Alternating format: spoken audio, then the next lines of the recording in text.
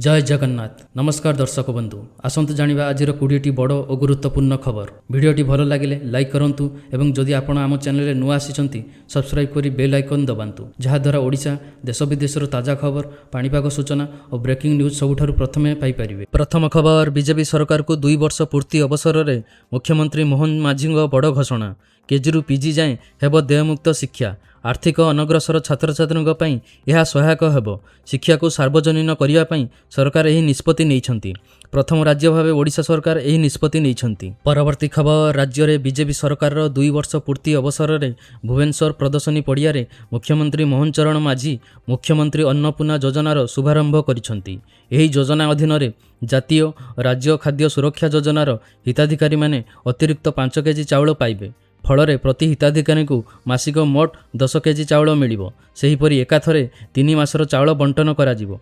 एही योजना राज्यर 3 कोटी 28 लक्ष 58 हजार रु अधिक हिताधिकारी उपकृत हेबे। एथिपाई राज्य सरकार प्रति वर्ष 8,813 कोटी टंका व्यय करिवे। लोकों चाहिदा और विभिन्न सर्भे आधार में यही निष्पत्ति निया जाइछि। से आहुरी कहिसंती चाषी सरकार समस्त सहायता जोगाई देउछंती एवं पीएम किसान और सीएम किसान योजना रे वर्ष को 10,000 टंका प्रदान करा जाउछि। परवर्ती खबर, भत्ता प्रदान रे विलंब को नहीं मुख्यमंत्री मोहन चरण माझी शुक्रवार एक बड़ सूचना देइछंती। मुख्यमंत्री कहिसंती ए समस्या राज्यर नुहे केन्द्रर। वैषयिक त्रुटि जोगु भत्ता प्रदान में विलंब होइछि। 10 लाख हिताधिकारी मध्यरु 2 लाख लोकों त्रुटि सुधुरी। 2 लाख हिताधिकारी भत्ता देवा आरंभ हो जाइछि। जो मानकु मिलिनी से मानकु देवाकू प्रक्रिया आरंभ होइछि। गोटिए मासरे नहले भी 3 मासर भत्ता एका संगे मिलियो बोली मुख्यमंत्री कहिसंती। परवर्ती खबर, राज्य में बीजेपी सरकार गठन को 2 वर्ष पूर्ण अवसर में मुख्यमंत्री मोहन चरण माझी राज्यवासी को संबोधित करी सरकार उपलब्धि और आगामी योजना संपर्क में सूचना देइछंती। से कहिसंती डबल इंजिन सरकार प्रभाव राज्यर विकास स्पष्ट भाव प्रतिफलित होइछि एवं गत 2 वर्ष में 121टी नुआ योजना कार्यकारी करा जाइछि। मुख्यमंत्री कहवा अनुसार 2036 सुधा समृद्ध ओडिशा गठन पर सरकार स्पष्ट रोडमैप प्रस्तुत करिछि। केंद्र सरकार सहयोग में विकास और सशक्तिकरण क्षेत्र में दृश्यमान परिवर्तन आसीथिबा से दाबी करिसंती। गरीब महिला चाषी और युववर्ग को प्राथमिकता देई सरकार कार्य करुथुवा मध्य से कहिसंती। एही अवसर में पूर्व सरकार को परोक्ष भाव समालोचना करी मोहन माझी कहिसंती राज्य में अनेक गाँव में दीर्घदिन धरी पानीय जल, रास्ता और विद्युत भली मौलिक सुविधार अभाव थिला। एही स्थिति रे परिवर्तन पई सरकार मिशन पावर माध्यम 2027 शेष सुधा समस्त ग्राम को मौलिक सुविधा पहुँचार लक्ष्य नहीं काम करुछंती। परवर्ती खबर, लगातार 2 दिन ह्रास पाइबा परे पुणी बढ़िछि सुना दर। 24 क्यारेट सुना दर 10 ग्राम पिछा 2,940 टंका वृद्धि पाइछि। फल 24 क्यारेट सुना दर 1,48,580 टंकार पहुंची। 22 क्यारेट सुना दर 27 वृद्धि पाई 1,36,200 पहुंची। परवर्ती खबर, केरल परे ओडिशा रे मध्य दक्षिण पश्चिम मौसुमी वायु प्रवेश करिछि। एहार प्रभाव में आसंता किछि दिन राज्यर अनेक स्थान में वर्षा हेबा सह तापमात्रा 2 ରୁ 4 डिग्री पर्यंत कमिबार संभावना रही। कालबैशाखी और गुळुगुळी जारी रही मौसुमीर आगमन लोकंकु खरारु आश्वस्ति देव बोली आशा करा जाउछि। 15 तारिख पर्यंत कालबैशाखी प्रभाव जारी रहिबो। घड़घड़ी बिजुली और दमका पवन सह प्रबल वर्षा संभावना नहीं केन्द्रापड़ा, कटक, मयूरभंज, कोरापुट, मालकानगिरी, बालेश्वर, भद्रक, जाजपुर, जगतसिंहपुर, केन्दुझर, खोर्धा और नयागढ़ को ऑरेंज वार्निंग जारी करा जाइछि। सुंदरगढ़, झारसुगुड़ा, बरगढ़, संबलपुर, देवगढ़, अनुगुल, ढेंकानाल, सोनपुर, बौद्ध, नुआपड़ा, बलांगीर, कलाहांडी, कंधमाल, नवरंगपुर, रायगड़ा, गजपति, गंजाम और पुरी पई येलो वार्निंग जारी होइछि। यह सह बालेश्वर, भद्रक, जाजपुर, केन्द्रापड़ा, जगतसिंहपुर, कटक, गजपति, गंजाम, पुरी, खोर्धा और नयागढ़ में गरम और गुळुगुळी परिस्थिति पई मध्य येलो वार्निंग जारी होइछि। गुरुवार राज्य में 10टी स्थान में तापमात्रा 40 डिग्री उपर रहितला। झारसुगुड़ा सर्वाधिक 42.5 डिग्री, तालचर में 41.5 डिग्री और हीराकुद में 41 डिग्री तापमात्रा रेकर्ड होइतिला। भुवनेश्वर और कटक तापमात्रा 39.2 डिग्री छुईथिला। परवर्ती खबर, बड़ घोषणा कले राज्य सरकार। मागणा बस रे जिबे नीट परीक्षार्थी। ए नहीं वाणिज्य और परिवहन विभाग निर्देश जारी करिछि। एडमिट कार्ड देखाई परीक्षार्थी OSRTC बस रे मागणार जाई परिबे। परीक्षा केन्द्र में सहजरे पहुँचा मागणा बस सेवा। आसंता 21 तारिख में नीट पुनः परीक्षा हेब। ରାଜ୍ୟର 134ଟି ପରୀକ୍ଷା କେନ୍ଦ୍ରରେ 56,983 ଜଣ ପରୀକ୍ଷା ଦେବେ ଛାତ୍ରଛାତ୍ରୀ। ପରବର୍ତ୍ତୀ ଖବର, ହାଇକୋର୍ଟଙ୍କ ଗୁରୁତ୍ୱପୂର୍ଣ୍ଣ ରାୟ। ଅଭିଯୁକ୍ତ ହାଜର ନହେଲେ ସିଧାସଳଖ NBWA ମନା। ଜଣେ ଅଭିଯୁକ୍ତ ଯଦି ଅଦାଲତଙ୍କ ବାରମ୍ବାର ନୋଟିସ୍ ସତ୍ତ୍ୱେ ହାଜର ହେଉନାହାନ୍ତି, ତାହେଲେ ତାଙ୍କୁ ନୋଟିସ୍ କରାଯାଇପାରିବ କିମ୍ବା ତାଙ୍କ ବିରୋଧରେ ଜାମିନ ମୁକ୍ତ ପରୱାନା ଜାରି କରାଯାଇପାରିବ ବୋଲି ହାଇକୋର୍ଟ ଏକ ଗୁରୁତ୍ୱପୂର୍ଣ୍ଣ ରାୟରେ ମତ ଦେଇଛନ୍ତି। ଏହି ପରିପ୍ରେକ୍ଷୀରେ ହାଇକୋର୍ଟର ବିଚାରପତି ଜଷ୍ଟିସ୍ ଗୌରୀଶଙ୍କର ଶତପଥୀ ଅଭିଯୁକ୍ତ ତ୍ରିନାଥ ଗୁରୁଙ୍କ ବିରୋଧରେ ଜାରି NWA ରଦ୍ଦ କରି ଦେଇଛନ୍ତି। ପରବର୍ତ୍ତୀ ଖବର, ତୃଣମୂଳ କଂଗ୍ରେସ TMC ଭିତରେ ରାଜନୈତିକ ଅସନ୍ତୋଷ ମଧ୍ୟରେ ଦଳର 20 ଜଣ ଲୋକସଭା ସାଂସଦଙ୍କ ମଧ୍ୟରୁ 19 ଜଣ ଅଲଗା ହେବାକୁ ନିଷ୍ପତ୍ତି ନେଇଥିବା ଚର୍ଚ୍ଚା ଜୋର ଧରିଛି। ସୂଚନା ଅନୁଯାୟୀ ସେମାନେ ଲୋକସଭା ବାଚସ୍ପତିଙ୍କ ନିକଟରେ ଏକ ପୃଥକ ଗୋଷ୍ଠୀ ଭାବେ ସ୍ୱୀକୃତି ପାଇଁ ତାଲିକା ଦାଖଲ କରିଛନ୍ତି। ଦଳ ପରିବର୍ତ୍ତନ ବିରୋଧୀ ଆଇନ ଅନୁସାରେ ଏପରି ଗୋଷ୍ଠୀକୁ ସ୍ୱୀକୃତି ପାଇବା ପାଇଁ 2/3 ସଦସ୍ୟଙ୍କ ସମର୍ଥନ ଆବଶ୍ୟକ। 19 ଜଣ ସାଂସଦଙ୍କ ସମର୍ଥନ ଏହି ସର୍ତ୍ତ ପୂରଣ କରୁଥିବା ଦାବି କରାଯାଇଛି। ବିଦ୍ରୋହୀ ଶିବିରରେ ୟୁସୁଫ ପଠାନ, ସାୟନୀ ଘୋଷ ଓ ଅନ୍ୟାନ୍ୟ ପ୍ରମୁଖ ନେତାଙ୍କ ନାମ ଥିବା କୁହାଯାଉଛି।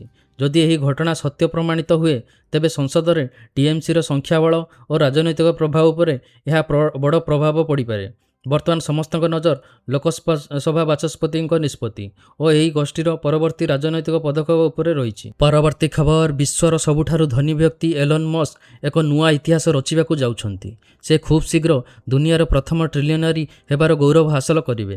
ମସ୍କଙ୍କ ଏରୋସ୍ପେସ୍ କମ୍ପାନୀ SpaceX ସବୁଠାରୁ ବଡ଼ IPO ଲଞ୍ଚ କରିବା ପରେ ତାଙ୍କ ସମ୍ପତ୍ତିରେ ଏହି ବିପୁଳ ବୃଦ୍ଧି ଘଟିଛି।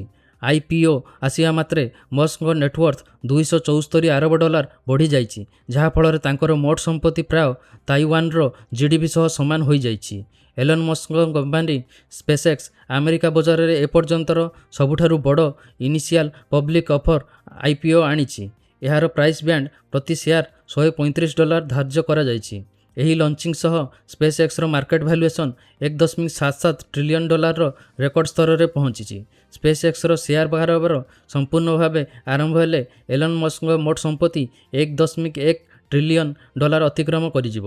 ଏହା ସହ ସେ ବିଶ୍ୱର ପ୍ରଥମ ଟ୍ରିଲିୟନାରୀ ବନିଯିବେ। ପରବର୍ତ୍ତୀ ଖବର, ରେଳ ଟିକେଟ୍ ବୁକ୍ କରୁଥିବା ଲୋକଙ୍କ ପାଇଁ ଏକ ଖୁସି ଖବର।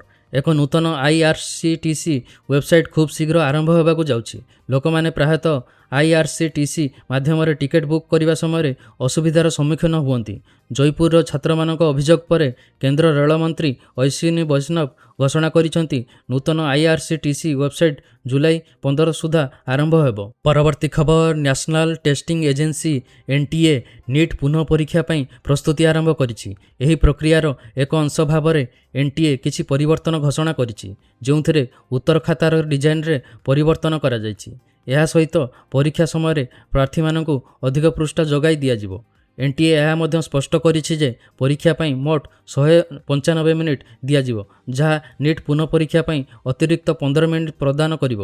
ଆଗାମୀ ପରୀକ୍ଷାରେ ଏହି ପରିବର୍ତ୍ତନ ହେବ, କିନ୍ତୁ ଆସନ୍ତା ବର୍ଷ ହେବାକୁ ଥିବା ପରୀକ୍ଷାରେ ଏହା ଲାଗୁ ହେବ କି ନାହିଁ ତାହା ସ୍ପଷ୍ଟ କରାଯାଇ ନାହିଁ।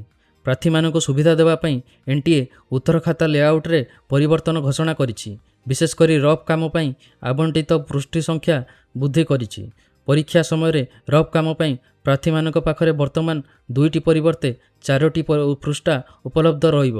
ପୁସ୍ତିକାର ଡିଜାଇନରେ ମଧ୍ୟ ସଂଶୋଧନ କରାଯାଇଛି। ପୂର୍ବରୁ ରଫ୍ କାମ ପାଇଁ ପୃଷ୍ଠା କେବଳ ପୁସ୍ତିକାର ଶେଷରେ ପ୍ରଦାନ କରାଯାଉଥିଲା। ସଂଶୋଧିତ ଡିଜାଇନ ଅନୁଯାୟୀ ରଫ୍ କାମ ପାଇଁ 2ଟି ପୃଷ୍ଠା ଆରମ୍ଭରେ ଏବଂ 2ଟି ଶେଷରେ ରଖାଯିବ। NEET ପୁନଃ ପରୀକ୍ଷା ଅପରାହ୍ନ 2ଟାରୁ 5ଟା 15 ପର୍ଯ୍ୟନ୍ତ ଅନୁଷ୍ଠିତ ହେବ। ପରବର୍ତ୍ତୀ ଖବର, ପେଟ୍ରୋଲ ଡିଜେଲ ଉପରେ ସରକାରଙ୍କ ବଡ଼ ନିଷ୍ପତ୍ତି। ଏମାନଙ୍କୁ ପେଟ୍ରୋଲ ପମ୍ପରୁ ମିଳିବନି ତେଲ। ପେଟ୍ରୋଲ ଏବଂ ଡିଜେଲ ଯୋଗାଣକୁ ନେଇ କେନ୍ଦ୍ର ସରକାର ଏକ ବଡ଼ ନିଷ୍ପତ୍ତି ନେଇଛନ୍ତି। ପେଟ୍ରୋଲିୟମ ଏବଂ ପ୍ରାକୃତିକ ଗ୍ୟାସ୍ ମନ୍ତ୍ରାଳୟ ପେଟ୍ରୋଲ ପମ୍ପଗୁଡ଼ିକରୁ ଇନ୍ଧନ କିଣିବା ଉପରେ କିଛି କଟକଣା ଲଗାଇଛନ୍ତି। ନୂଆ ନିର୍ଦ୍ଦେଶ ଅନୁଯାୟୀ ଏବେ ଫ୍ୟାକ୍ଟ୍ରି ଏବଂ ବଡ଼ ବଡ଼ କମ୍ପାନୀଗୁଡ଼ିକ ପେଟ୍ରୋଲ ପମ୍ପରୁ ତେଲ କିଣିପାରିବେ ନାହିଁ ଏବଂ ଜଣେ ଗ୍ରାହକଙ୍କୁ ଗୋଟିଏ ଦିନରେ 200 ଲିଟରରୁ ଅଧିକ ଡିଜେଲ ଦିଆଯିବ ନାହିଁ। ଏହି ନିୟମ ତୁରନ୍ତ କାର୍ଯ୍ୟକାରୀ କରାଯାଇଛି। ଡ୍ରମ୍ ଫୁଲ୍ କରିବାକୁ 39 ଟଙ୍କା ଅଧିକ ଲାଗିବ। ସରକାରଙ୍କ ନିର୍ଦ୍ଦେଶ ମୁତାବକ ଏବେ ଶିଳ୍ପଭିତ୍ତିକ, ବ୍ୟବସାୟିକ ଏବଂ ସାଂସ୍ଥାନିକ ଗ୍ରାହକମାନେ ପେଟ୍ରୋଲ ପମ୍ପରୁ ପେଟ୍ରୋଲ କିମ୍ବା ଡିଜେଲ କିଣିପାରିବେ ନାହିଁ। ସେମାନଙ୍କୁ ନିଜ ଆବଶ୍ୟକତାର ଇନ୍ଧନ କେବଳ ନିଜ କନଜ୍ୟୁମର ପମ୍ପରୁ ହିଁ ନେବାକୁ ହେବ। ଅର୍ଥାତ୍ ବଡ଼ କ୍ରେତାମାନଙ୍କ ପାଇଁ ପେଟ୍ରୋଲ ପମ୍ପର ରାସ୍ତା ବନ୍ଦ କରି ଦିଆଯାଇଛି। ପେଟ୍ରୋଲ ପମ୍ପ ପାଇଁ ମଧ୍ୟ ସ୍ପଷ୍ଟ ନିୟମ ସ୍ଥିର କରାଯାଇଛି। ପେଟ୍ରୋଲ ପମ୍ପଗୁଡ଼ିକ ଏବେ ଡିଜେଲ କେବଳ ଗାଡ଼ିର ଟାଙ୍କିରେ କିମ୍ବା ପେସୋ ଦ୍ୱାରା ଅନୁମୋଦିତ କଣ୍ଟେନର ହିଁ ଦେବେ। ଜଣେ ଗ୍ରାହକ କିମ୍ବା ଗୋଟିଏ ଗାଡ଼ିକୁ ଗୋଟିଏ ଦିନରେ 200 ଲିଟରରୁ ଅଧିକ ଡିଜେଲ ମିଳିବ ନାହିଁ। ଏହି ଡିଜେଲକୁ ଆଗକୁ ବିକ୍ରି କରିବାକୁ ମଧ୍ୟ ଅନୁମତି ମିଳିବ ନାହିଁ। ତେଲ କମ୍ପାନୀ ଏବଂ ପମ୍ପ ଡିଲରମାନଙ୍କୁ ଏହି ନିୟମଗୁଡ଼ିକର ପାଳନ କରାଇବା ପାଇଁ ଦାୟିତ୍ୱ ଦିଆଯାଇଛି। ଏହି କଟକଣା ଅସ୍ଥାୟୀ ଅଟେ। ନିର୍ଦ୍ଦେଶ ଅନୁଯାୟୀ ଜାରି କରାଯାଇଥିବା ଯେକୌଣସି ନିୟମ ପ୍ରାରମ୍ଭିକ ପର୍ଯ୍ୟାୟରେ ସର୍ବାଧିକ 90 ଦିନ ପାଇଁ ଲାଗୁ ରହିବ। ପରବର୍ତ୍ତୀ ଖବର, ଏଥର ସୁପର ଏଲ୍ ନିନୋ। 3 ଦିନରେ ଓଡ଼ିଶା ଛୁଇଁବ ମୌସୁମୀ, ତାତି କମିବନି। ଭାରତୀୟ ପାଣିପାଗ ବିଭାଗ ଆଶା ବାନ୍ଧିଛି ଆସନ୍ତା 2ରୁ 3 ଦିନ ଭିତରେ ମୌସୁମୀ ଓଡ଼ିଶା ଛୁଇଁବ। କିନ୍ତୁ ବିଶେଷଜ୍ଞଙ୍କ ଆଶଙ୍କା ହେଲା ମୌସୁମୀ ଆରମ୍ଭରେ ସେମିତି ପ୍ରଭାବୀ ରହିନପାରେ। ବିସ୍ତୃତ ଅଞ୍ଚଳରେ ବର୍ଷା ସମ୍ଭାବନା କମ୍। ମୌସୁମୀକୁ ଶକ୍ତିଶାଳୀ କରିବାକୁ ଲଘୁଚାପ ସୃଷ୍ଟି ହେଲା ଭଳି ସମ୍ଭାବନା ଦେଖାଯାଉନି। ଏମିତି ସ୍ଥିତିରେ ମୌସୁମୀ ଆସିଲେ ବି ରାଜ୍ୟରେ ଏବେ ଗରମରୁ ବଡ଼ ଧରଣର ଆଶ୍ୱସ୍ତି ମିଳିବା ଆଶା କମ୍। ଏପଟେ ଆମେରିକାର ପାଣିପାଗ ସଂସ୍ଥା ନୋଆ ଆଜି ଘୋଷଣା କରିଛି ଏଲ୍ ନିନୋ ଆସିଗଲା। ଏହାର ପ୍ରଭାବ ପ୍ରଶାନ୍ତ ମହାସାଗରରେ ଅନୁଭୂତ ହେଲାଣି। ଏଥର ଏଲ୍ ନିନୋ ବେଶ୍ ଶକ୍ତିଶାଳୀ ହେବ। ନଭେମ୍ବରରୁ ଜାନୁଆରୀ ଭିତରେ ଅତ୍ୟନ୍ତ ଶକ୍ତିଶାଳୀ ହେବାର 63% ସମ୍ଭାବନା ଅଛି। ଅନୁମାନ କରାଯାଉଛି 1951ରୁ ଏବେ ସୁଦ୍ଧା ଯେତେ ଏଲ୍ ନିନୋ ଆସିଛି ଏଥର ସବୁଠାରୁ ଶକ୍ତିଶାଳୀ ହୋଇପାରେ। ଏହା ସୁପର ଏଲ୍ ନିନୋ ରୂପ ନେବା ନେଇ ବିଭିନ୍ନ ପାଣିପାଗ ସଂସ୍ଥା ଏବଂ ବିଶେଷଜ୍ଞ ଏବେଠାରୁ ସତର୍କ କରାଇଦେଲେଣି।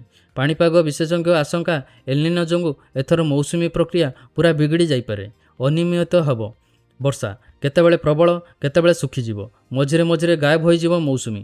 ଓଡ଼ିଶା ସମେତ ସାରା ଭାରତରେ ଏହାର ପ୍ରଭାବ ପଡ଼ିବା ଆଶଙ୍କା ରହିଛି। ପରବର୍ତ୍ତୀ ଖବର, ଟିଏମ୍ସି ଛାଡ଼ିବେ ରଚନା ବାନାର୍ଜୀ, ଦିଦିଙ୍କୁ ବଡ଼ ଝଟକା। ଟିଏମ୍ସିରେ ଆରମ୍ଭ ହୋଇଥିବା ବିଭାଜନ ଏବେ ବିସ୍ଫୋରକ ରୂପ ନେଇଛି। ଦଳରେ 20 ଜଣ ଏମ୍ପି ବିଦ୍ରୋହ ଘୋଷଣା କରିଥିବା କୁହାଯାଉଥିଲେ ହେଁ ଏବେ ଗୋଟିଏ ସାଂଘାତିକ ତଥ୍ୟ ସାମ୍ନାକୁ ଆସିଛି। ପଶ୍ଚିମବଙ୍ଗର ସାଂସଦ ତଥା ଅଲିଉଡ୍ ସହ ଟଲିଉଡ୍ରେ ନାମକରା ହିରୋଇନ୍ ରଚନା ଆଜି ଏମିତି ନିଷ୍ପତ୍ତି ନେଇଛନ୍ତି, ଯାହାକୁ ନେଇ ଚର୍ଚ୍ଚା ଜୋର ଧରିଛି। ଦିନେ ନିଜର ଲୋକପ୍ରିୟ ଶୋ ଦିଦି ନମ୍ବର 1 ମାଧ୍ୟମରେ ପଶ୍ଚିମବଙ୍ଗର ହୃଦୟ ଜିତିଥିବା ରଚନା ବାନାର୍ଜୀ ଆଜି ଦିଦିଙ୍କ ହାତ ଛାଡ଼ି ଦେଇଛନ୍ତି। ପରବର୍ତ୍ତୀ ଖବର, ନ୍ୟୁଜିଲାଣ୍ଡ କ୍ରିକେଟ ଦଳର ପୂର୍ବତନ ଅଧିନାୟକ ତଥା ବିଶ୍ୱର ଜଣାଶୁଣା ବ୍ୟାଟ୍ସମ୍ୟାନ୍ କେନ୍ ୱିଲିୟମସନ୍ ଅନ୍ତର୍ଜାତୀୟ କ୍ରିକେଟରୁ ଅବସର ଘୋଷଣା କରିଛନ୍ତି। 16 ବର୍ଷ ଧରି ନ୍ୟୁଜିଲାଣ୍ଡ ପାଇଁ ଅନେକ ଗୌରବ ଆଣିଥିବା ୱିଲିୟମସନ୍ ହଠାତ୍ ଅବସର ଘୋଷଣା କରି ସମସ୍ତ କ୍ରିକେଟ ପ୍ରେମୀଙ୍କୁ ଚକିତ କରିଦେଇଛନ୍ତି। 35 ବର୍ଷୀୟ କେନ୍ ୱିଲିୟମସନ୍ ନ୍ୟୁଜିଲାଣ୍ଡ କ୍ରିକେଟର ସର୍ବାଧିକ ରନ୍ ସ୍କୋରର ଅଟନ୍ତି। ସେ 378ଟି ଅନ୍ତର୍ଜାତୀୟ ମୁକାବିଲା ଖେଳିଥିଲା ବେଳେ 19,346 ରନ୍ କରିଛନ୍ତି। ସେ 48ଟି ଶତକ ହାସଲ କରିଛନ୍ତି। ପରବର୍ତ୍ତୀ ଖବର, ପ୍ରସିଦ୍ଧ ସୁଟର ତଥା ଭାରତୀୟ ଅଲିମ୍ପିକ୍ ଷ୍ଟାର ମନୁ ଭାକରଙ୍କ କୋଚ୍ ଯଶପାଲ ରାଣାଙ୍କ ଦେହାନ୍ତ ହୋଇଛି। ମ୍ୟୁନିଚ୍ରେ ଅନୁଷ୍ଠିତ ସୁଟିଂ ବିଶ୍ୱକପ୍ ପରେ ଭାରତ ଫେରିବା ସମୟରେ ସେ ଅସୁସ୍ଥ ହୋଇପଡ଼ିଥିଲେ। ଭାରତ ଫେରିବା ପରେ ତାଙ୍କୁ ଦିଲ୍ଲୀର ଏକ ହସ୍ପିଟାଲରେ ଭର୍ତ୍ତି କରାଯାଇଥିଲା। ହସ୍ପିଟାଲରେ କିଛି ଦିନ ରହିବା ପରେ ଗୁରୁବାର 49 ବର୍ଷ ବୟସରେ ଯଶପାଲଙ୍କ ଦେହାନ୍ତ ହୋଇଛି। ରାଣା ଭାରତୀୟ ପିସ୍ତଲ ସୁଟରମାନଙ୍କ ପାଇଁ ଉଚ୍ଚ ପ୍ରଦର୍ଶିତ କୋଚ୍ ଭାବରେ କାର୍ଯ୍ୟ କରିଥିଲେ। ଦର୍ଶକ ବନ୍ଧୁ, ଏହି ଥିଲା ଆଜିର 20ଟି ବଡ଼ ଖବର। ଭିଡ଼ିଓଟି ଭଲ ଲାଗିଥିଲେ ଲାଇକ୍ କରନ୍ତୁ ଏବଂ ଚ୍ୟାନେଲକୁ ସବସ୍କ୍ରାଇବ୍ କରନ୍ତୁ। ଭିଡ଼ିଓଟିକୁ ଶେଷ ପର୍ଯ୍ୟନ୍ତ ଦେଖିଥିବାରୁ ଆପଣଙ୍କୁ ଅନେକ ଅନେକ ଧନ୍ୟବାଦ। ଜୟ ଜଗନ୍ନାଥ।